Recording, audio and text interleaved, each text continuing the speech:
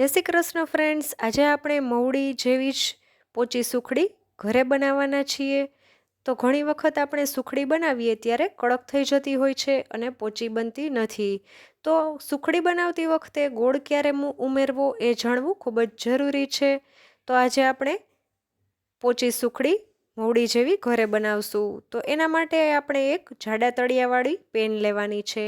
એમાં 1 વાટકી ઘી ઉમેરી દેશું. ઘી ગરમ થાય એટલે આપણે એમાં ઘઉંનો જાડો લોટ 1 વાટકી ઉમેરી દેશું. ઘી બહુ ગરમ ના હોય એ વાતનું ખાસ ધ્યાન રાખવાનું છે. હવે બધું સારી રીતે મિક્સ કરી લઈએ. જો ઘી ખૂબ ગરમ હશે તો લોટ નાખતાની સાથે જ લાલ થઈ જશે અને જ્યારે સુખડી ખાઈએ ત્યારે દાજી ગઈ હોય એવો ટેસ્ટ આવશે. એટલે આ વાતનું તમારે ખાસ ધ્યાન રાખવાનું છે. ઘી થોડું ગરમ થાય એટલે લોટ તરત એડ કરી દેવાનો છે. અહીંયા હું 2 ચમચી જેટલું ઘી ઉપરથી વધારે ઉમેરી રહી છું અને સારી રીતે મિક્સ કરી લઈએ. અત્યારે તમને લોટ કોરો કોરો હોય એવું લાગશે, પણ જેમ જેમ લોટ શેકાતો જશે એમ એમાંથી ઘી છૂટું પડશે. આ રીતે આપણે સતત ચલાવતા રહેશું. જો તમે હજુ સુધી મારી ચેનલને સબસ્ક્રાઈબ ના કરી હોય તો સબસ્ક્રાઈબ કરી દેજો અને બાજુની બેલ આઇકોન પર ક્લિક કરવાનું ભૂલશો નહીં, જેથી કરીને નવા વિડીયોની નોટિફિકેશન મળતી રહે. તો તમે જોઈ શકો છો મિશ્રણ આપણું ઢીલું થઈ ગયું છે અને લોટ સરસ બદામી રંગનો શેકાઈ ગયો છે અને ઘી પણ છૂટું પડી ગયું છે. હવે આપણે ગેસ બંધ કરી દઈએ અને પેનને નીચે ઉતારી લેશું અને થોડીવાર ઠરવા દેશું.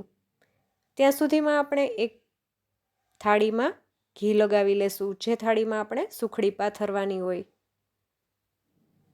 હવે આપણે મિશ્રણને 2 મિનિટ જેટલું ઠરવા દીધું છે અને હવે આપણે એમાં 1 વાટકીથી થોડો ઓછો સમારેલો ગોળ ઉમેરી દેશું.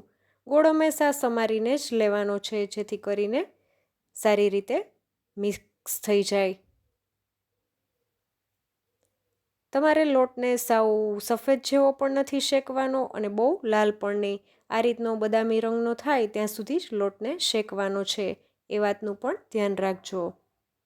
હવે ગોળને આપણે સારી રીતે મિક્સ કરી લઈએ. અહીંયા તમારે ગોળનું પ્રમાણ વધારે ઓછું કરી શકો છો તમારા ટેસ્ટ પ્રમાણે. અને જો તમને સૂંઠનો ફ્લેવર પસંદ હોય તો તમે આમાં સૂંઠ પાવડર પણ ઉમેરી શકો છો, એલચી પાવડર પણ ઉમેરી શકો છો. પણ મારા ઘરમાં કોઈને નથી પસંદ એટલે હું અહીંયા નથી ઉમેરતી. તો આપણે સારી રીતે મિક્સ થઈ ગયો છે ગોળ. હવે આપણે જે થાળીમાં ઘી લગાવ્યું હતું એમાં લઈ લેશું અને એક સરખી સપાટીએ આપણે સુખડીને પાથરી દેશું, આ રીતના દબાવીને. જો તમને આ રીતે ન ફાવે તો વાટકીના તળિયે ઘી લગાવી અને વાટકીથી પણ તમે દબાવીને સરસ એક સરખી સપાટી કરીને પાથરી શકો છો. તો તમે જોઈ શકો છો કેટલો સરસ સુખડીનો કલર પણ આવ્યો છે અને સુખડી એકદમ સરસ આપણી પોચી બનશે. મોઢામાં મૂકતાની સાથે જ ઓગળી જાય છે. હવે આપણે એના ઉપર કાજુ અને બદામની મેં કતરણ કરીને રાખી હતી એ રાખી દેશું. તમે બીજા કોઈ પણ ડ્રાય ફ્રૂટ્સ ચોઈસ પ્રમાણેના લઈ શકો છો. ત્યાર પછી આપણે ફરીથી એના ઉપર હળવા હાથે થોડું પ્રેસ કરી દેશું, જેથી કરીને ડ્રાય ફ્રૂટ્સ સરસ ચોંટી જાય. હવે આપણે એમાં કટ લગાવી લઈએ. તો તમે જોઈ શકો છો કટ લગાવીએ છીએ ત્યારે કેટલી સરસ આપણી સુખડી પોચી બની છે. આ રીતે તમે સુખડી બનાવશો એટલે ચોક્કસથી તમારી સુખડી પોચી બનશે, ક્યારે પણ કડક નહીં થાય. એક વખત આ રીતે ચોક્કસથી ટ્રાય કરજો અને જો મારી રેસીપી ગમી હોય તો ફ્રેન્ડ્સ સાથે વધુમાં વધુ શેર કરજો અને કમેન્ટ કરવાનું અને લાઈક કરવાનું ના ભૂલતા.